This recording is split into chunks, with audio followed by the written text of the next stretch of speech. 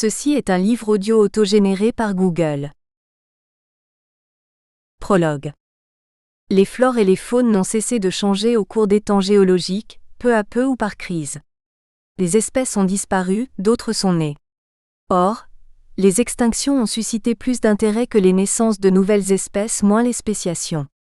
Et cela surtout au cours du dernier demi-siècle suite à la prise de conscience des menaces qui pèsent sur la survie d'un nombre croissant d'espèces. En comparaison, le thème des spéciations n'est guère traité que par des publications de biologistes destinées à leurs pairs, fort peu en proposent une synthèse accessible au grand public. Ce livre vise à combler ce déficit d'information. Les spéciations sont à la source de la remarquable diversification du vivant, au cours des 3 derniers milliards d'années de l'histoire de notre planète. Sans elles, les premières entités vivantes apparues sur Terre auraient proliféré tout en subissant des modifications mineures, mais de nouvelles formes du vivant n'auraient pas émergé, de nouveaux milieux n'auraient pas été colonisés, les interactions entre les individus seraient restées peu variées. Comment les espèces qui peuplent actuellement la Terre ont-elles émergé? Dans quelles conditions et par quel processus? Contrairement à ce qu'annonce le titre, l'origine des espèces, ces questions sont à peine abordées par Charles Darwin dans son plus célèbre livre. Il ne pouvait pas les développer car il ne disposait pas des connaissances nécessaires. La biogéographie était fondée depuis un demi-siècle mais pas encore l'écologie scientifique, ni l'éthologie moins la science des comportements au sens le plus large. Le naturaliste anglais avait accumulé les données sur les variations au sein des espèces et souligné l'importance de la sélection naturelle, mais, ces conceptions sur l'hérédité étant insuffisantes, voire erronées, il ne pouvait concevoir par quel processus émergent de nouvelles espèces. Ceux-ci ne furent compris que dans le courant du XXe siècle avec le développement de la génétique évolutive, synthèse des connaissances en génétique des populations et en génétique quantitative. Dans le présent ouvrage, après des préliminaires destinés aux non-biologistes, les processus de spéciation et leur déterminisme sont analysés, des modèles proposés et validés par des exemples relatifs à de nombreuses espèces vivantes. Et ce, en faisant appel aux connaissances de plusieurs disciplines, en particulier la génétique évolutive, l'éthologie, l'écologie, la biogéographie. 3 thèmes sont ensuite traités. Comment la domestication a-t-elle abouti à l'émergence de nouvelles espèces végétales et animales? Comment serait-il possible d'enclencher de nouveaux processus de spéciation? Par quelles mesures et dans quelles conditions pourrait-on favoriser l'émergence de nouvelles espèces? Dans quelles conditions une nouvelle espèce humaine pourrait-elle s'individualiser? Introduction. Le vivant et le presque vivant, moins les virus et les autres corpuscules infectieux moins et discontinus, étant constitués d'individus, qui se perpétuent en générations successives et font partie d'espèces, 3 entités à définir ou délimiter. Définir ce qu'est un individu semble facile au vu de l'étymologie moins corps qui ne saurait être divisé sans provoquer la mort moins, sauf si l'on considère les organismes à structure modulaire comme les plantes, ainsi que les unités coloniales issues du développement d'un seul individu chez divers animaux aquatiques. Délimiter ce qu'est une génération apparaît aisé, à qui méconnaît l'emboîtement de 2 générations successives pendant une fraction importante du cycle de vie chez certaines espèces d'insectes et de vers plats parasites, ou le chevauchement de 2 générations successives, par exemple quand chez les espèces animales à grande longévité les mâles âgés inséminent de jeunes femelles. Définir ce qu'est une espèce apparaît plus difficile. Au cours des 3 derniers siècles, les biologistes de différentes disciplines en ont proposé plus de 80 définitions. La plupart d'entre elles mettent l'accent sur la ressemblance des individus, la relation de descendance des générations successives et chez celles qui se reproduisent sexuellement, la capacité des partenaires à engendrer une progéniture viable et fertile. S'y ajoute souvent un autre attribut, celui de la niche écologique, expression qui désigne la fonction au sein de la communauté d'espèces ou biocénose d'un même espace de vie, le biotope. Ainsi, appartiennent à la même espèce tous les individus qui se ressemblent plus fortement entre eux qu'à ceux des autres espèces, qui ont une même ascendance et sont aptes à se reproduire, qui peuvent engendrer une progéniture viable et fertile, qui occupent la même place dans le réseau des interactions entre individus des nombreuses espèces constitutives des biocénoses. Les spéciations, événement singulier de l'évolution du vivant. Toute espèce vivante s'individualise dans certaines conditions en un lieu et à un moment particulier, puis change plus ou moins au fil des générations et finit par s'éteindre, le plus souvent de manière spontanée, éventuellement après avoir donné naissance à une ou deux espèces filles distinctes ou s'être hybridée à une espèce proche. S'individualise signifie que l'espèce acquiert des caractères qui la distinguent de celles qui lui ressemblent. De la naissance d'une espèce à son extinction, certains traits restent invariants, ce qui permet de caractériser chaque espèce et de la nommer. D'autres traits changent au fil des générations, modifications qui sont au moins partiellement transmises à la descendance. Ces changements au sein des espèces se font par des mécanismes qui interviennent également lors de la spéciation, mais celle-ci introduit une nouveauté, chaque espèce s'engageant dans une aventure singulière dès qu'elle s'individualise. Aventure parce que son évolution est imprédictible, et la durée de son existence indéterminée. Singulière parce que la trajectoire spatio-temporelle de son évolution lui est propre. Une fois individualisée, deux espèces sœurs suivent des trajectoires indépendantes, divergent plus ou moins par la morpho-anatomie, la physiologie et la biologie, et se répartissent dans des espaces différents ou occupent des niches écologiques distinctes. Et il en est de même d'une espèce issue d'un changement rapide vis-à-vis de l'espèce mère, ainsi que d'une espèce née d'une hybridation vis-à-vis des deux espèces mères. Ainsi, les spéciations relancent sur de nouvelles bases les aventures des espèces en diversifiant l'ensemble du vivant. Sans les millions de spéciations qui se sont produites après que les premiers êtres vivants se soient établis sur Terre, l'évolution biologique n'aurait pas eu l'aspect foisonnant de la nature actuelle et de celle qui la précède. Les espèces dans l'arbre du vivant. La structure de l'histoire évolutive du vivant est souvent comparée à celle d'un arbre buissonnant enraciné dans un très lointain passé. Dans cette métaphore, les feuilles représentent les espèces vivantes, les rameaux les lignées d'espèces, avec de nombreuses bifurcations au niveau de nœuds. Cet arbre est gigantesque, avec plusieurs millions de rameaux dont beaucoup sont morts moins les lignées d'espèces disparues moins et un nombre indéterminé de feuilles. Aux quelques 2 millions d'espèces vivantes recensées à ce jour, il faut ajouter au moins 3 fois plus d'espèces à découvrir. Cette structure arborescente, souvent représentée dans les livres et publications de biologie, est en fait trompeuse car elle est construite par la réitération de bifurcations, chacune d'elles correspondant à une spéciation alors que l'arbre présente des anastomoses entre rameaux. D'abord près de sa base, quand il y a plusieurs centaines de millions d'années, les cellules de certaines espèces intégrèrent dans leur cytoplasme des micro-organismes d'autres lignées et acquirent ainsi, grâce à cette endosymbiose, de nouvelles fonctions. Mais aussi, à une autre échelle, chaque fois qu'une nouvelle espèce s'individualise suite à l'hybridation de deux espèces proches. La structure de cet arbre ne nous informe en rien des processus par lesquels apparaissent de nouvelles espèces et de nouvelles lignées d'espèces, processus étant pris au sens de succession des modifications au fil des générations, ce qui les détermine ou relève du hasard. Ce livre a pour but de combler ce déficit d'information en décrivant comment sont nées les espèces actuelles. Des processus difficiles à étudier. Selon les modalités des spéciations, la période de transition entre le déclenchement des processus et l'individualisation de nouvelles espèces bien intégrées dans les biocénoses s'étend, dans les conditions naturelles, sur une large gamme de générations, de quelques dizaines à plusieurs dizaines de milliers. Les biologistes ne peuvent guère repérer quand une spéciation se déclenche et même s'ils le pouvaient, il leur serait souvent difficile de suivre les processus tout du long de la période de transition. Aussi reconstruisent-ils l'histoire du déroulement des processus de spéciation, en inférant les événements à partir d'étapes observées dans la nature. Autre handicap, le recours à l'expérimentation est limité et les biologistes éprouvent les plus grandes difficultés à créer de nouvelles espèces qui soient à la fois bien individualisées et durablement intégrées dans les biocénoses naturelles. Ne sont bien sûr décrites ici que les spéciations réussies, toutes celles qui ont avorté au cours des processus restent inconnues.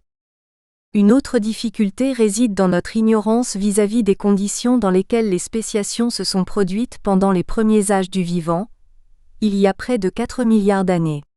Aussi, seuls les processus relatifs aux spéciations à l'origine des espèces actuelles sont-ils traités ici. Des processus inégalement étudiés dans l'ensemble du vivant et du presque vivant. Les spéciations ont surtout été étudiées chez les plantes à fleurs et les animaux, fort peu chez les champignons, les macroalgues et les espèces du monde microscopique. Et ce, alors que les champignons et les micro-organismes constituent plus de la moitié de la biomasse métaboliquement active de la biosphère et présentent de fortes disparités structurales, fonctionnelles et de modes de reproduction. Aussi, très peu d'exemples de spéciation dans ces deux mondes sont-ils présentés. Plan général. Comprendre les processus de spéciation exigeant un niveau minimum de connaissances en biologie évolutive. Celles-ci sont présentées dans le chapitre 1. Les questions relatives à la définition des espèces, à leur degré d'ouverture vis-à-vis de celles qui leur sont proches, sont exposées dans le chapitre 2.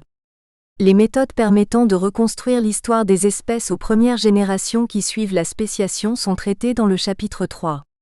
Les processus de spéciation et leurs conséquences sont exposés dans les chapitres 4 à 7. Les hypothèses relatives à la cospéciation d'espèces en étroite interaction sont traitées dans le chapitre 8. La création de nouvelles espèces suite à certaines domestications est exposée dans le chapitre 9. Enfin, 3 questions sont abordées dans le chapitre 10. Pouvons-nous créer de nouvelles espèces? Pouvons-nous favoriser l'émergence de nouvelles espèces? Une nouvelle spéciation peut-elle se produire à partir de notre espèce? Les figures servent de support aux explications de certaines parties du texte plutôt qu'à l'illustrer. Les espèces mentionnées, leur biologie et leur répartition géographique sont décrites dans l'encyclopédie en ligne Wikipédia en introduisant leur nom, que celui-ci soit en français ou en latin. Dans les encadrés comme dans le texte, les nombres en exposant envoient aux notes et aux références bibliographiques qui, très nombreuses mais pas indispensables à la compréhension du texte, sont reportées à la fin du texte. Le glossaire final reprend les termes techniques définis dans le cours du texte. Chapitre 1. Les espèces vivantes entre constance et variation. Les connaissances exposées dans ce chapitre sont indispensables à la compréhension de la suite du texte. Les personnes familières des concepts de la biologie évolutive peuvent se contenter d'une lecture rapide. Déterminer à quelle espèce appartient un animal ou une plante en se servant des clés de faune ou de flore permet de reconnaître 2 attributs de toutes les espèces. Les caractères décrits présentent une certaine constance tout en étant plus ou moins variables. Si la constance était parfaite, décrire et diagnostiquer serait facilité, mais en l'absence de variation, tous les individus d'une espèce auraient à chaque génération les mêmes chances de survivre et de se reproduire. Ce qu'infirment toutes les observations, en particulier celles relatives aux effets de la sélection naturelle. Non seulement les espèces présentent une variabilité entre individus de la même génération, mais elles sont sujettes à des variations au fil des générations. D'autres variations existent entre les individus de la même espèce vivant dans des espaces distincts, surtout chez les espèces à large répartition géographique. La constance permet de dénommer les espèces, encadré 1, puis de les situer dans une classification, encadré 2. Encadré 1. Dénommer les espèces. Les naturalistes contemporains reconnaissent plusieurs des espèces décrites par Aristote il y a près de 24 siècles, mais ils ne le peuvent pour nombre de plantes et d'animaux dont la description est restée ambiguë jusqu'au XVIIIe siècle. Carl von Linné a codifié en 1753 et en 1758 ce qu'avaient proposé d'autres naturalistes. Désigner chaque espèce par un binom en latin, le premier étant celui du genre qui commence par une majuscule, le second de l'espèce en minuscule. Exemple, l'espèce lion est dénommée Panthera leo, Panthera désignant le genre, Leo l'espèce. Sont placées dans le même genre les espèces qui se ressemblent par plusieurs caractères, comme le lion, le tigre P. tigris, le jaguar P. onca et le léopard ou panthère P. pardus. Le nom du genre, ici Panthera, est réduit à son initiale à partir de la 2e espèce de cette série. Le critère de ressemblance étant plus ou moins subjectif, les genres sont susceptibles d'être modifiés en rapport avec l'avancement des connaissances. Dans les publications de systématiques, le binom est suivi du nom de la personne qui a décrit l'espèce en premier, en caractères romains et souvent en abrégé, et de la date de la publication. Exemple, l'espèce de mouche la plus utilisée par les généticiens est Drosophila melanogaster Meg. 1830-Meg, est l'abrégé du nom de l'entomologiste allemand Johann Wilhelm Meigen qui l'a décrite en 1830. Dans la suite du texte, seul le binom sera utilisé. Quand le nom d'espèce est inconnu, le nom du genre est suivi de l'abréviation SP. Si l'on veut désigner toutes les espèces d'un même genre, on écrit SPP, après celui-ci. Un trinom est employé pour désigner des sous-espèces d'animaux. Exemple, les criquets migrateurs africains Locusta migratoria migratorioide et Malgachel migratoria capito, ou des variétés de plantes. Exemple, le senson le plus commun en Europe continentale, Senecio vulgaris var, pour variété. Par convention, les hybrides d'espèces sont dénommés les noms des espèces mères séparées par le signe multiplié par exemple. Avant d'être dénommé Platanus multiplié par Acerifolia ou Platanus multiplié par Hispanica, l'hybride naturel du platane oriental, P. orientalis, aire de répartition allant de la Grèce à l'Asie centrale, et du platane occidental, P. occidentalis, aire couvrant l'est des États-Unis, fut dénommé Platanus multiplié par hybrida. Cette convention, étendue aux fossiles, s'est imposée pour les publications scientifiques et les textes législatifs relatifs à la chasse, la pêche, la protection des espèces menacées. Dans le texte qui suit, la nomenclature en latin sera utilisée en l'absence de nom vernaculaire ou s'il y a un risque d'ambiguïté. Le binom latin est utile pour la recherche sur Internet d'illustrations et de compléments. Plusieurs commissions internationales d'experts, dont une pour les plantes et une autre pour les animaux, gèrent la codification et l'accession au répertoire des nouvelles espèces venant d'être décrites. Encadrer 2. Situer les espèces dans une classification. Plusieurs naturalistes du XVIIIe siècle, Linné en particulier, ont proposé une classification hiérarchique des espèces. Les espèces qui se ressemblent par plusieurs traits sont regroupées dans un même genre, puis l'opération est continuée en allant du particulier au général, famille, puis ordre, puis classe, etc. Ces catégories s'emboîtant jusqu'à englober la totalité du vivant et de ce qui a vécu. Ainsi, l'espèce mésange charbonnière, Parus major, appartient au genre Parus, à la famille des Paridés, à l'ordre des Passeriformes, à la classe des oiseaux, etc. Chacun des termes Parus, Paridés, Passeriformes, oiseaux, etc. La majuscule sera désormais évitée sauf pour le genre en latin étant un taxon. L'espèce, seule catégorie naturelle, est un taxon à part. Les autres catégories, le genre compris, sont créées par les systématiciens en se basant à la fois sur la ressemblance de nombreux traits de la morphologie et de l'anatomie et sur les dissemblances des mêmes ou d'autres traits. Les noms donnés aux taxons, en général fixés par l'usage, sont susceptibles d'être modifiés par de nouvelles conventions. Ainsi, toutes les familles des plantes à fleurs étant maintenant dénommées en référence avec un genre type, les crucifères sont devenus des brassicacées, genre Brassica les choux au sens large, les ombellifères des apiacées G. apium, les céleris, les papillionacées des fabacées G. faba les fèves, les labiées des lamiacées G. lamium, les lamiers, les composés des astéracées G. astères, les astères, les graminées des poacées G. mpoa les pâturins. Les espèces étant des entités évolutives, cette nomenclature issue d'une conception fixiste du vivant apparaît inadéquate. Mais, comme elle a été appliquée pendant 2 siècles et demi à toutes les espèces décrites et classifiées, elle reste valide tant qu'un système pratique et performant ne l'évincera pas. Des génomes aux individus. Nous caractérisons les individus du vivant et du presque vivant, à la fois par leur phénotype moins tout ce que nous pouvons observer d'eux, à l'œil nu, à la loupe ou au microscope, photonique ou électronique, de l'extérieur et ou en les disséquant, ainsi que les multiples traits de leur biochimie et de leur physiologie, type de métabolisme, sécrétion de substances particulières. Encadré 3, par des traits du comportement au sens le plus large moins rythme de vie, cycle saisonnier, vie solitaire, en couple, en groupe ou vie sociale. Émission de signaux sonores, lumineux ou chimiques, construction d'un nid, d'un abri, d'un piège, etc. moins, par le type de milieu de vie naturel et par les particularités de la reproduction. Encadré 3. Les grands ensembles du vivant et du presque vivant. Tout ce qui a une organisation cellulaire et un métabolisme propre et vivant, le presque vivant, désigne les virus et d'autres corpuscules infectieux qui ne peuvent se reproduire qu'aux dépens de cellules hôtes. 1. Il existe 2 types d'organisation cellulaire, celles prokaryotes et celles eucaryotes. La première est caractérisée par la rareté ou l'absence de membranes internes au cytoplasme. Le chromosome baigne directement dans celui-ci. La seconde est complexe.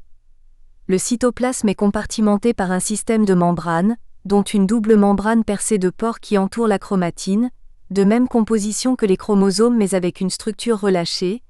Des organites ressemblant à des bactéries sont inclus dans le cytoplasme, en particulier des mitochondries, siège de la respiration cellulaire, et des chloroplastes dans les cellules aptes à la photosynthèse. L'organisation prokaryote est propre aux bactéries et aux archées. Ces micro-organismes vivent isolés ou groupés en colonies, dans quasiment tous les milieux de la biosphère. Les bactéries présentent une large gamme de métabolismes, dont la photosynthèse et divers types de chimiosynthèse, d'où leur opportunisme écologique. Les archées, qui diffèrent des bactéries par de nombreux caractères, ont un métabolisme moins diversifié mais certaines sont seules à pouvoir vivre dans des conditions extrêmes de température et de pression. L'organisation eucaryote caractérise d'autres micro-organismes, les protistes, et tous les organismes constitués de nombreuses cellules. Les protistes, isolés ou groupés en colonies, libres, parasites ou symbiotiques, comprennent les microalgues aptes à la photosynthèse, les protozoaires, aux modes de vie très diversifiés, et des espèces parfois considérées comme des champignons simples. Les organismes pluricellulaires sont constitués, soit d'un petit nombre de types cellulaires moins les macroalgues, de plus ou moins grande taille et aptes à la photosynthèse, et les champignons qui en sont incapables moins, soit de plusieurs types différenciés moins les plantes, presque toutes aptes à la photosynthèse, et les animaux, dont nous-mêmes, qui en sont incapables. Les lichens sont des organismes composites, une trame de filaments d'un champignon entourant des bactéries ou des microalgues symbiotiques. Les corpuscules infectieux les plus structurés sont les virus.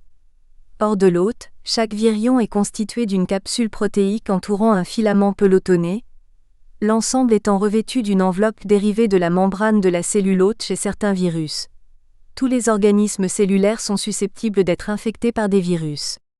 Les virusoïdes et les viroïdes sont réduits à de simples filaments, les premiers associés à l'infection par certains virus, les seconds provoquent des maladies à diverses plantes cultivées. Les prions, également réduits à de simples filaments, sont les agents de maladies dégénératives du système nerveux de mammifères. Tout processus de reproduction exige que soit transmise une information. En biologie, celle-ci est portée par des polymères dont les éléments constitutifs moins les monomères moins sont en général les nucléotides d'un acide nucléique moins acide désoxyribonucléique, ADN. Pour tous les êtres cellulaires et certains virus, acide ribonucléique, ARN pour d'autres virus, les virusoïdes et les viroïdes moins, exceptionnellement les acides aminés des protéines prions. L'information, qualifiée de génétique, est définie pour les acides nucléiques par l'ordre séquentiel des 4 bases azotées, elle est donc à 4 lettres, alors que pour les protéines prions, elle est de l'ordre d'une vingtaine de lettres, les acides aminés. Elle permet la réalisation du phénotype et des traits du comportement, qui s'effectue par l'expression d'unités d'information génétique, les gènes, et ce, en interagissant avec l'environnement intracellulaire et celui extracellulaire. Les gènes présentent des variations, le terme allèle désignant tous les variants d'un même gène. Qu'il s'agisse d'un individu ou d'une espèce, on désigne par génome l'ensemble des gènes agencés selon un ordre défini. La combinaison singulière des allèles d'un individu est son génotype. Le génome d'une espèce est une constellation de génotypes. Pris au sens large, le terme génome désigne la totalité de l'ADN d'une espèce, celui de la totalité des gènes plus de l'ADN qui ne s'exprime pas. Chez les bactéries et les archées, les gènes sont localisés sur le chromosome de structure assez simple, plus éventuellement sur de petites structures du cytoplasme, les plasmides.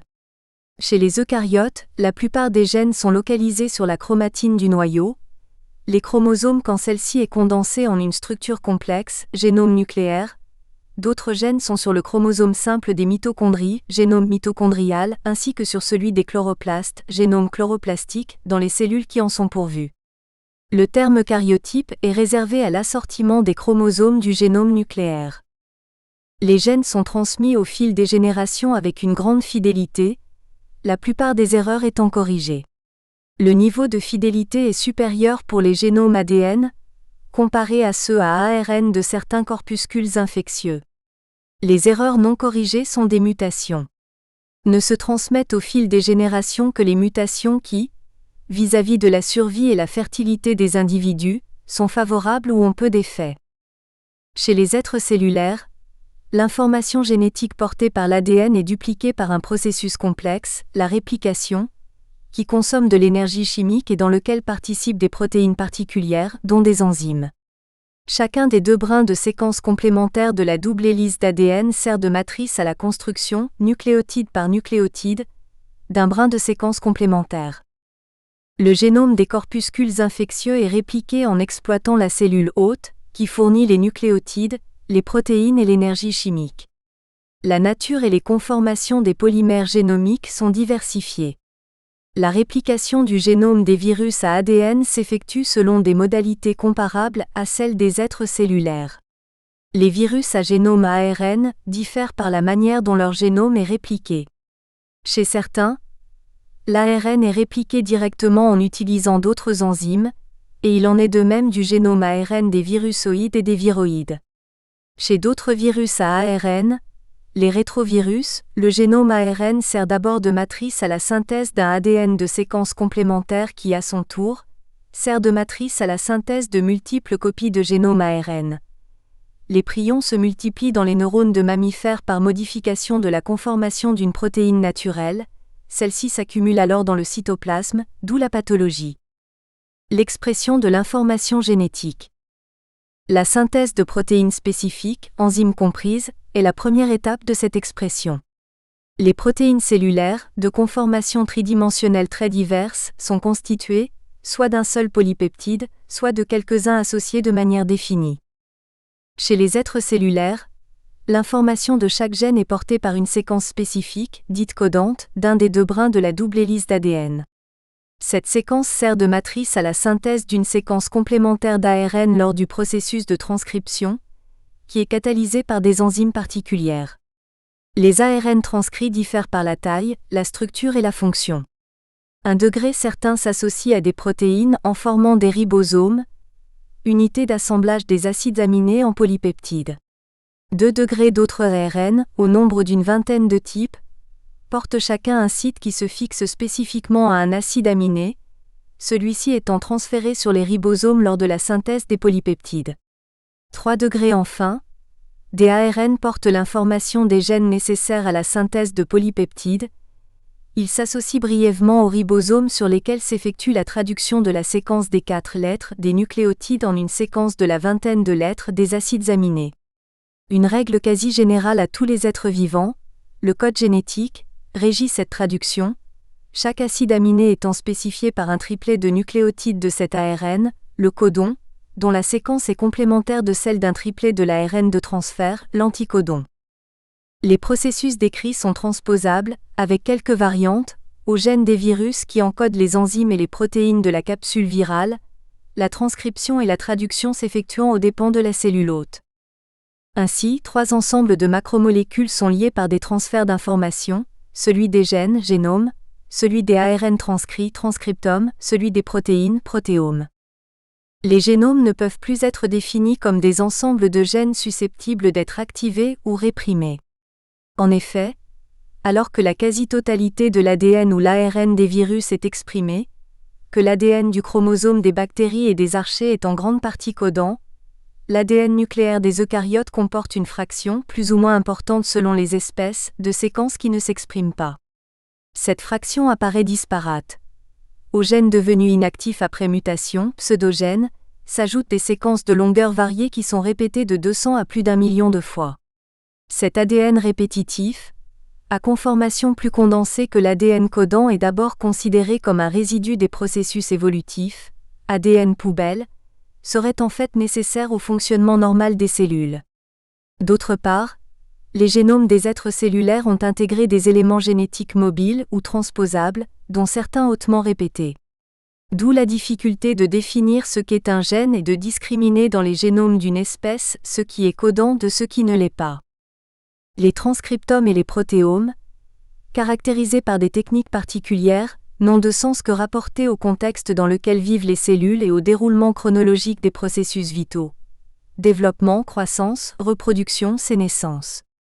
Les variations du protéome enzymatique jouent un rôle déterminant dans les changements au fil du temps du métabolisme cellulaire. Ainsi, alors que chaque espèce peut être caractérisée par son ou ses génomes, reproduit avec peu ou très peu de variations au fil des générations, ces transcriptomes et ces protéomes changent plus ou moins au cours du cycle de vie. La régulation de l'expression des gènes. Un gène ne s'exprime que dans certaines conditions et ou à un certain moment de la vie de la cellule ou de l'organisme.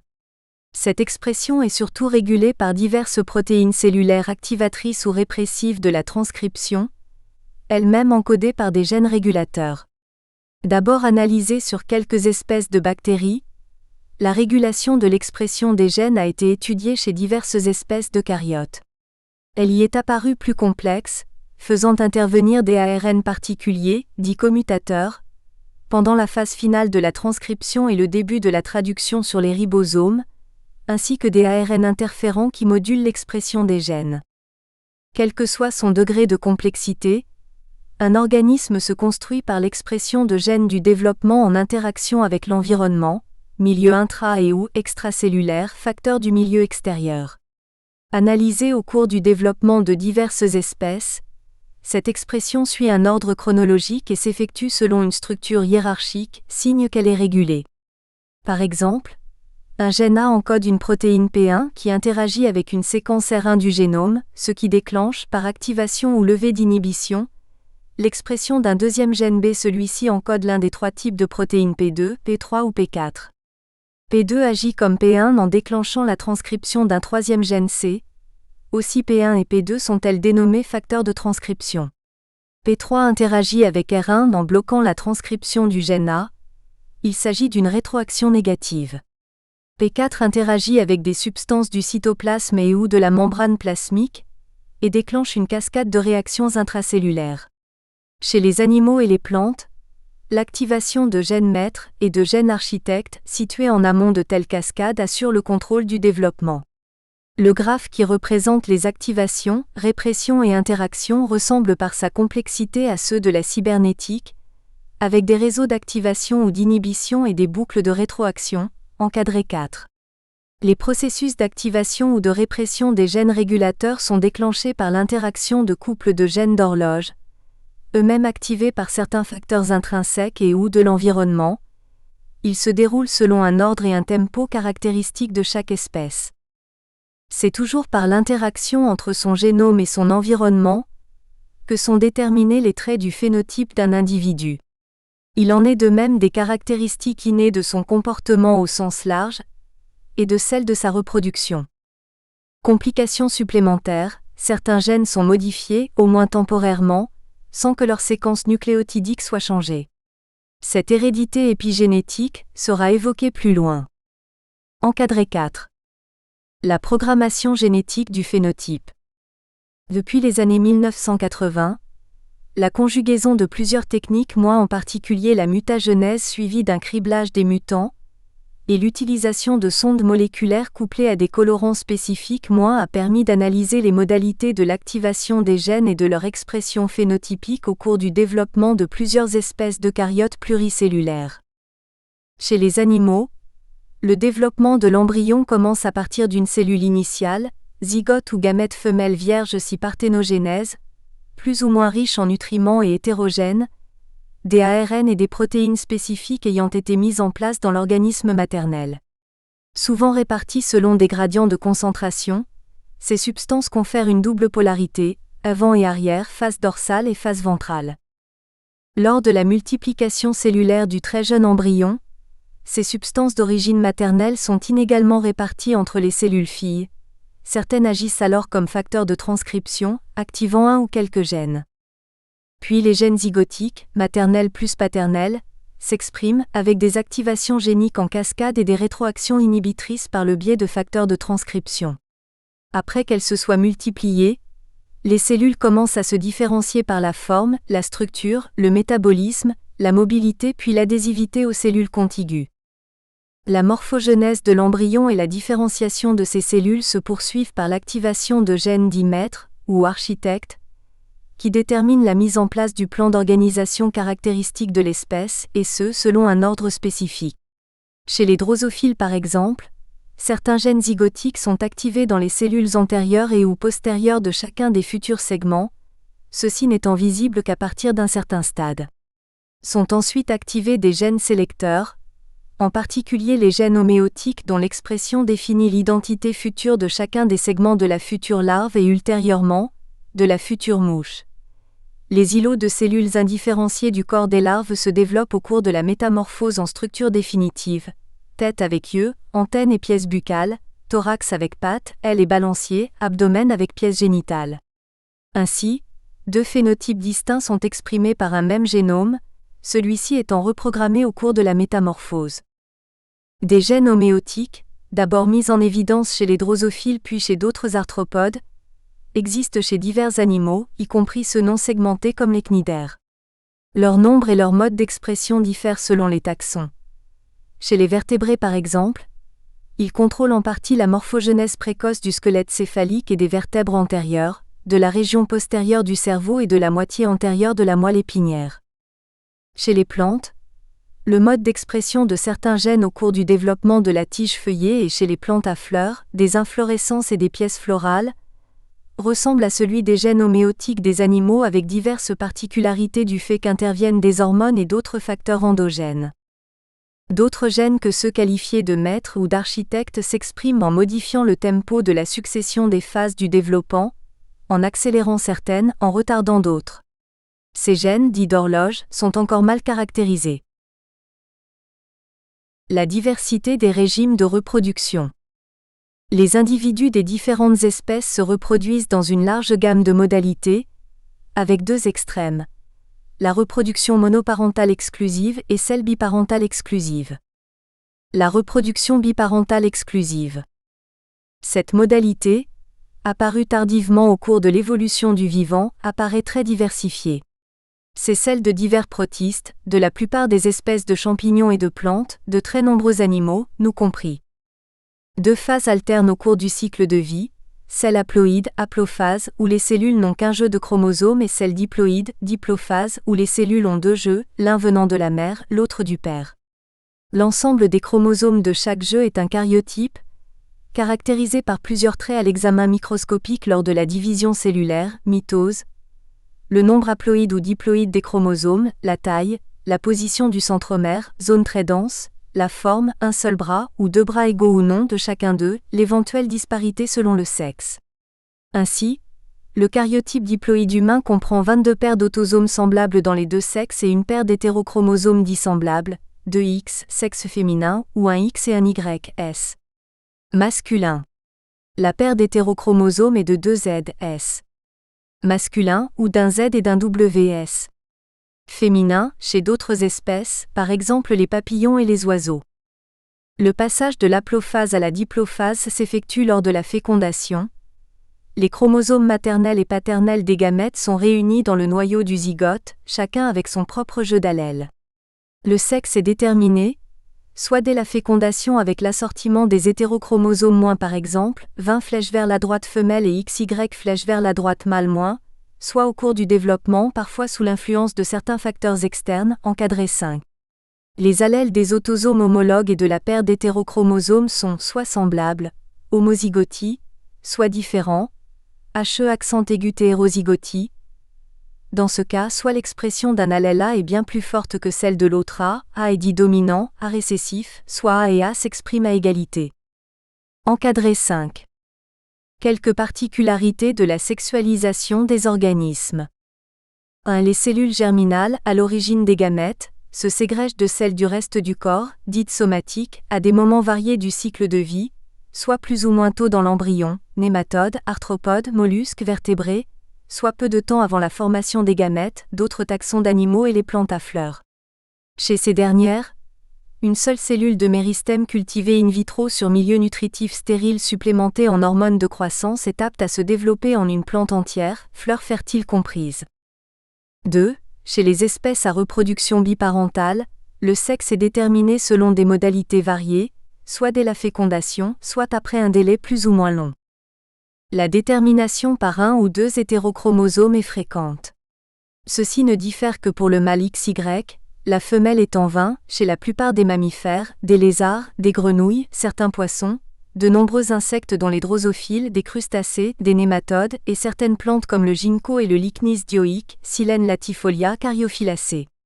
C'est le contraire chez d'autres animaux dont la femelle est ZW, le mâle ZZ, les oiseaux, les vipères, les varans, les tritons et salamandres, certains poissons, des crustacés, des insectes comme les lépidoptères.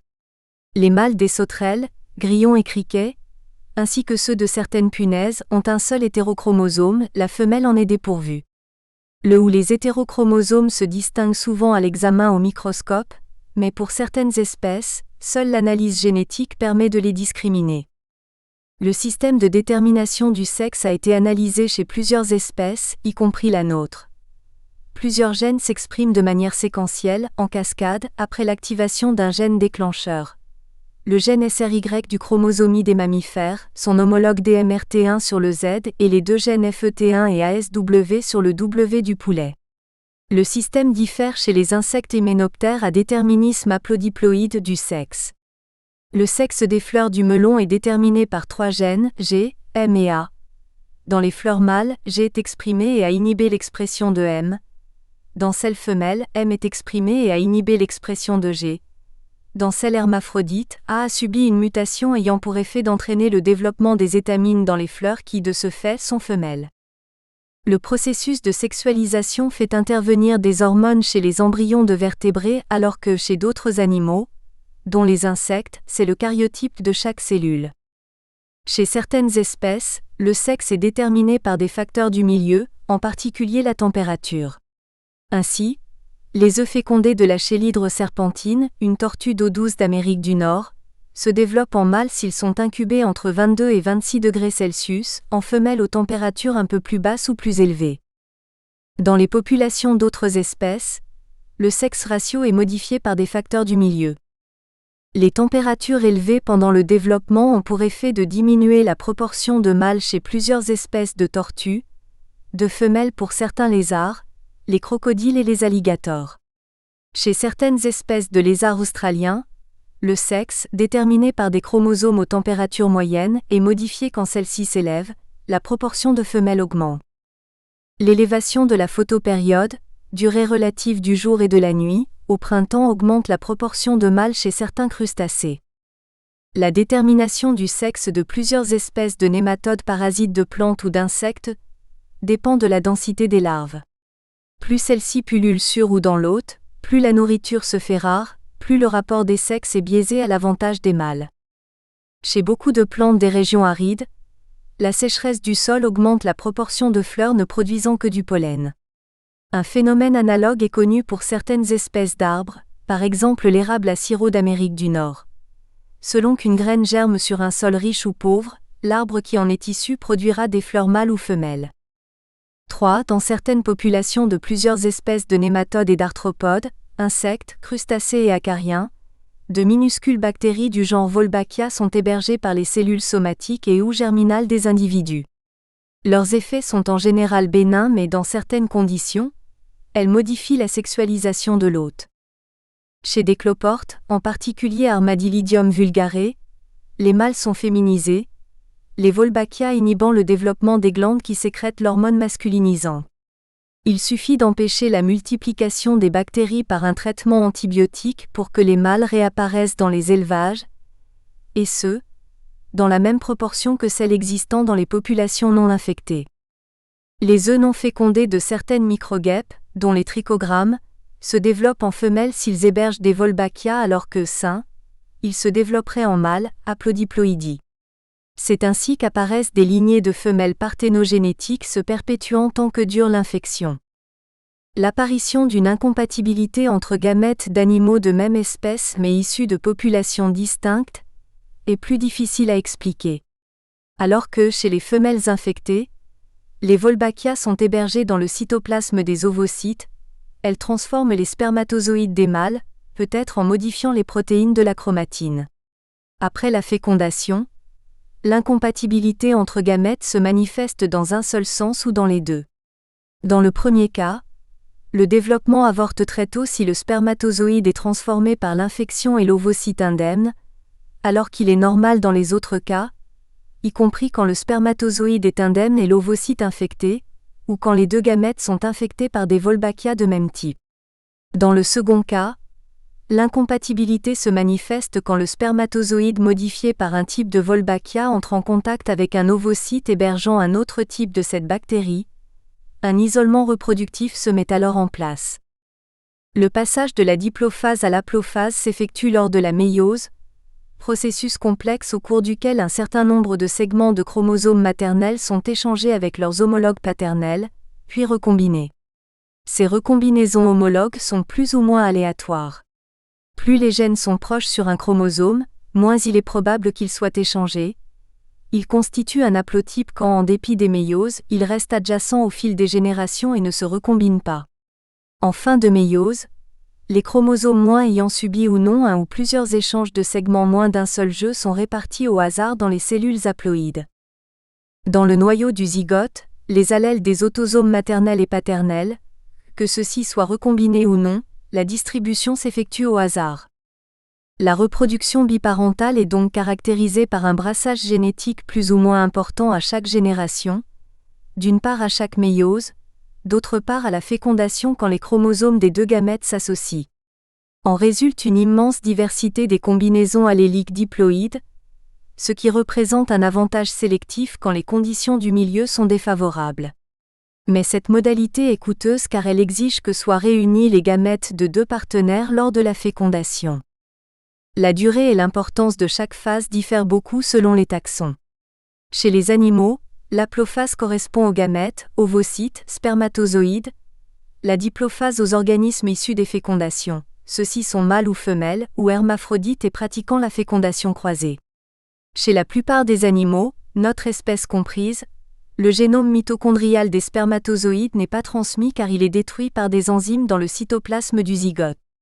La plupart des plantes feuillées sont diploïdes, l'aplophase étant fort réduite chez les fougères et les taxons proches, encore plus chez les conifères et les plantes à fleurs.